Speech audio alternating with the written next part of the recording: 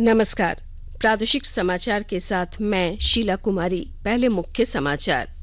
प्रधानमंत्री ने रांची के लोकसभा सांसद संजय सेठ के बुक बैंक की तारीफ।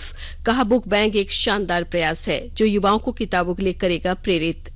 आज हर्षोल्लास के साथ मनाई जा रही रामनवमी। राजधानी रांची समेत सभी जिला मुख्यालयों और ग्रामीण क्षेत्रों में रामनवमी की शोभा यात्रा शुरू। झारखंड अधिविद्य परिषद की ओर से आकांक्षा परीक्षा 2 अप्रैल को वार्षिक माध्यमिक परीक्षा में सम्मिलित हो रहे छात्र होंगे शामिल। और मौसम विभाग ने ओले गिरने और वज्रपात का अलर्ट किया जारी। कल राज्य के कई स्थानों पर हल्के से मध्यम दर्जे की बारिश का पूर्वानुमान। और अब समाचार विस्तार से। प्रधानमंत्री नरेंद्र मोदी ने रांची के लोकसभा सांसद संजय सेठ के बुक बैंक की सराहना की है।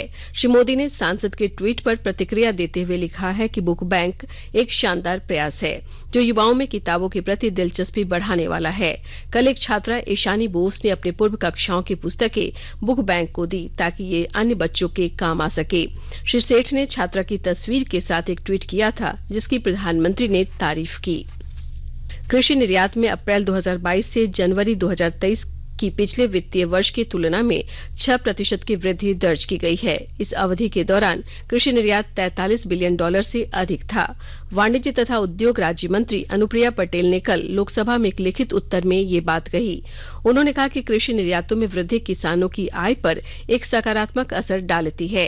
निर्यात से किसानों को होने वाले लाभ को सुनिश्चित करने के लिए सरकार ने एक फार्मर कनेक्ट पोर्टल का शुभारंभ किया है। ये पोर्टल निर्यातकों से सीधे जुड़ने के लिए किसान उत्पादक संगठन और सहकारी समितियों को एक मंच प्रदान करता है।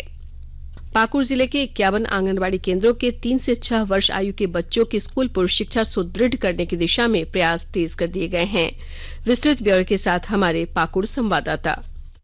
आंगनबाड़ी केंद्रों में नामांकित 3 से 6 वर्ष आयु के बच्चों की स्कूल पूर्व शिक्षा मजबूत करने में जिला प्रशासन एवं पीरामल फाउंडेशन जुटा हुआ है। पहले चरण में पाकुड़ के 51 आंगनबाड़ी केंद्रों का चयन किया गया है और इन केंद्रों की सेविकाओं एवं पोषक क्षेत्र की महिला सुपरवाइजरों को प्रशिक्षण दिया गया है। प्रशिक्षण में सेविका सुपरवाइजरों को 3 से 6 वर्ष आयु के बच्चों को आंगनबाड़ी केंद्रों में नई शिक्षा नीति के तहत पाठ्यक्रम के अनुसार शिक्षा देने, बच्चों की जरूरतों के मुताबिक पुस्तकें एवं खेल सामग्री मुहैया कराने, शिक्षा के साथ ही खेल कूद की गतिविधियों से जोड़ने का काम किया जाएगा।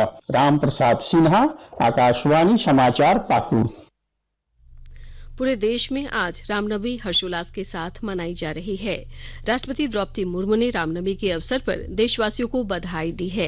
प्रधानमंत्री नरेंद्र मोदी ने ट्वीट कर रामनवमी पर शुभकामनाएं देते हुए कहा कि रामनवमी के पावन पुनीत अवसर पर समस्त देशवासियों को अनेकानेक शुभकामनाएं। राज्यपाल सीपी राधाकृष्णन और मुख्यमंत्री हेमंत सोरेन ने भी राज्यवासियों को रामनवमी की शुभकामनाएं दी। अपने ट्वीट संदेश में मुख्यमंत्री ने कहा कि प्रभु श्री राम का जीवन मानव प्रेम, कर्तव्यनिष्ठा, त्याग और मर्यादा का अद्भुत संदेश देता है। प्रभु श्री राम के आदर्श सदियों तक सभी को प्रेरणा देते रहेंगे। राजधानी रांची समेत सभी जिला मुख्यालयों और ग्रामीण क्षेत्रों में भी रामनवमी की शोभा यात्रा अब शुरू होगी। राज्य में हजारीबाग और रांची की शोभा यात्रा काफी प्रसिद्ध रही है। राजधानी रांची में अल्बर्ट एक्का चौक पर विभिन्न अखाड़ों से निकाली गई शोभा यात्रा का मिलन होगा। यहां से मुख्य शोभा यात्रा तपोवन मंदिर की ओर प्रस्थान करेगी। मुख्यमंत्री हेमंत सोरेन तपोवन मंदिर के मुख्य समारोह में शामिल होंगे। रांची शहर और आसपास के क्षेत्रों में 300 से अधिक अखाड़े ध्वजा लेकर शोभा यात्रा में शामिल हो रहे हैं। शोभा यात्रा में झंडे के साथ ढोल नगाड़ों की विशेष व्यवस्था की गई है। हजारीबाग के प्रसिद्ध रामनवमी शोभा यात्रा के लिए प्रशासन पूरी तरह से मुस्तैद है। डीआईजी नरेंद्र कुमार, उपायुक्त नैंसी सहाय, पुलिस अधीक्षक मनोज रतन चौथे के साथ प्रशासनिक टीम संपूर्ण शोभा यात्रा मार्गों में तैयारियों का जायजा लिया। उपायुक्त नैंसी सहाय ने बताया कि रामनवमी के पर्व को लेकर जिला प्रशासन पूरी तरह से अलर्ट मोड पर है। इधर खूंटी में रामनवमी पर केंद्रीय रामनवमी महासमिति द्वारा विशेष तैयारी की गई है। रामनवमी शोभा यात्रा में जनजातीय मामलों के केंद्रीय मंत्री अर्जुन मुंडा भी शामिल होंगे। महासमिति ने रामनवमी जुलूस में 40 से अधिक मंडली और अखाड़े के लोग महावीरी झंडा, ताशा बैंड और पारंपरिक वाद्य यंत्रों के साथ शोभा यात्रा में शामिल होंगे।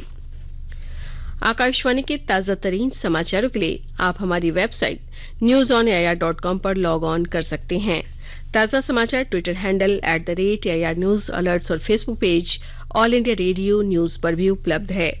आप प्रादेशिक समाचार एकांश के ट्विटर हैंडल @AIR रांची और फेसबुक, इंस्टाग्राम पेज तथा YouTube channel AIR news Ranchi पर भी हमारे बुलेटिन सुन सकते हैं। प्रादेशिक समाचार आप आकाशवाणी रांची से सुन रहे हैं।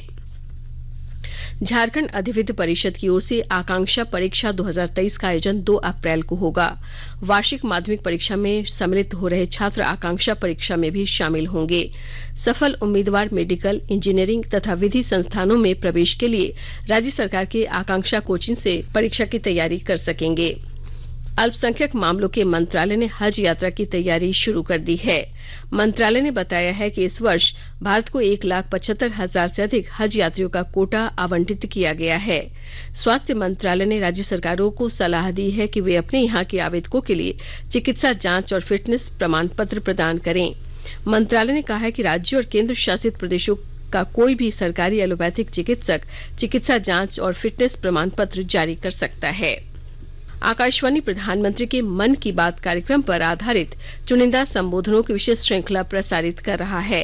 इस विशेष श्रृंखला की 31वीं कड़ी, जिसमें प्रधानमंत्री मानवीय गुण बता रहे हैं।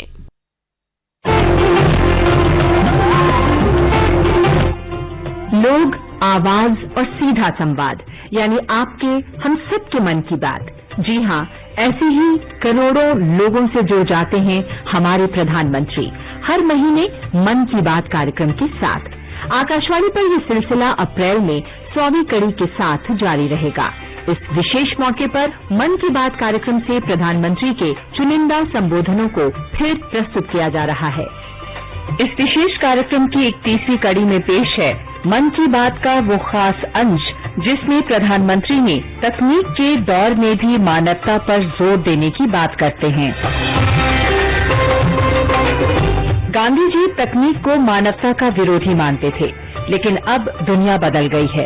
तकनीक बिना दुनिया की अब कल्पना भी नहीं की जा सकती, लेकिन इसका ये भी मतलब नहीं कि मानवीय गुणों को छोड़ दिया जाए। मानवीय गुण और सरोकारों के बिना तो जिंदगी का कोई मतलब नहीं रह जाता। शायद यही वजह है कि प्रधानमंत्री ने 30 अप्रैल 2017 को मन की बात में लोगों से मानवीय सरोकारों से जुड़े रहने की अपील की। दोस्तों, जीवन में बहुत कुछ बनने के सपने अच्छी बात है, कुछ कर गुजरने के इरादे अच्छी बात है और करना भी चाहिए, लेकिन ये भी देखिए कि अपने भीतर जो ह्यूमन एलिमेंट है वो तो कहीं कुंठित नहीं हो रहा है। हम मानवीय गुणों से कहीं दूर तो नहीं चले जा रहे हैं। स्किल डेवलपमेंट में इस पहलू पर थोड़ा बल दिया जा सकता है क्या? टेक्नोलॉजी से दूर खुद के साथ समय गुजारने का प्रयास। संगीत का कोई वाद्य सीख रहे हैं, कोई नई भाषा के 5-50 वाक्य सीख रहे हैं। तमिल हो, तेलुगु हो, असमिया हो, बांग्ला हो, मलयालम हो, गुजराती हो, मराठी हो, पंजाबी हो, कितनी विविधताओं से भरा हुआ देश है।